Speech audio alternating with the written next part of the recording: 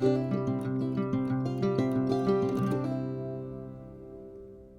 of the downsides of this trail, though, is that it is used by ATVs, dirt bikes, stuff like that, and it is surrounded by various neighborhoods. I see a lot of this the closer I get to the neighborhoods where people have just used this as a illegal dumping area. I mean, the trails are nice. I mean, one thing about the ATVs is they do clear a nice trail, but it is occasionally that they don't really aren't the best stewards of the environment sometimes, which is a shame. That's a trunk of old dead upturned cedar, and it'd be cool as a garden accent. I have no desire to carry it a couple miles, which is a shame. It would look cool in the garden. That's a nice root base on it. Here's Sophie girl taking a walk with me.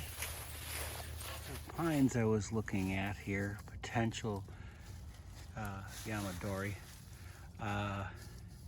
collected species, specimens I should say. This one's got a nice little curve to its trunk. It's kind of small. It's only about maybe 2 feet high. Those are easier to dig out.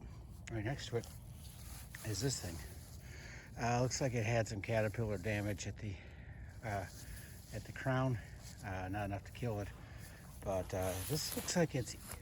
Let's see if we can show you guys this through all that. I don't know if you guys can see this through all that, but it's actually either two trees right next to each other or it's a twin trunk.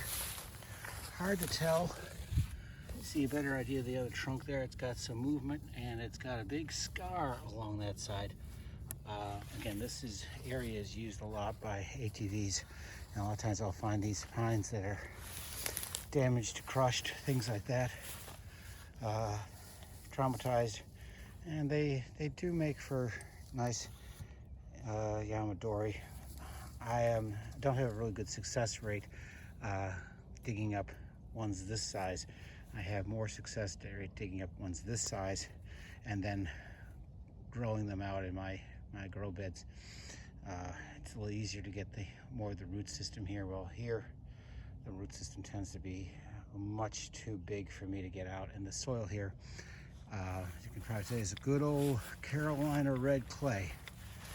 You know, if I ever wanted to get into natural clay pottery, things like that, you know, kind of like earthenware or something like that, man, some of these pits of mud that are created by the ATVs as they're driving through here, I mean, this is basically no-brainer harvest for clay. These areas fill up with water during the rainier periods, and the ATVs just churn it up, and basically, yeah, once it dries out, this settles into pretty good clay. It'd probably take a minimal amount of processing to get it to go, but this whole area here is cleared out, and you'll see that you end up getting some pines. This is the north facing or the south side of this clearing, so you can see that the sun is low on that side, so but then on this side gets a little more sun. But either way, you end up getting these pines, which are kind of like I think they're a type of white pine. I'm not sure. Anyone who knows better than me, please chime in. But they end up being like little pioneers into this area. Sometimes you'll also see things like elms and sweet gums. See a lot of sweet gums around here because those are native and also prolific. And also the cedars, western red cedar, are also one of those pioneer species that like to populate open areas where there's lots of sun. So yeah, you can see that lots and lots of ATV action here. This whole area cleared out right in the middle of the woods. I'm not exactly sure how it got this way, but I think it's used a lot for the people who do the ATVs, four-wheel drivers, dirt bikes.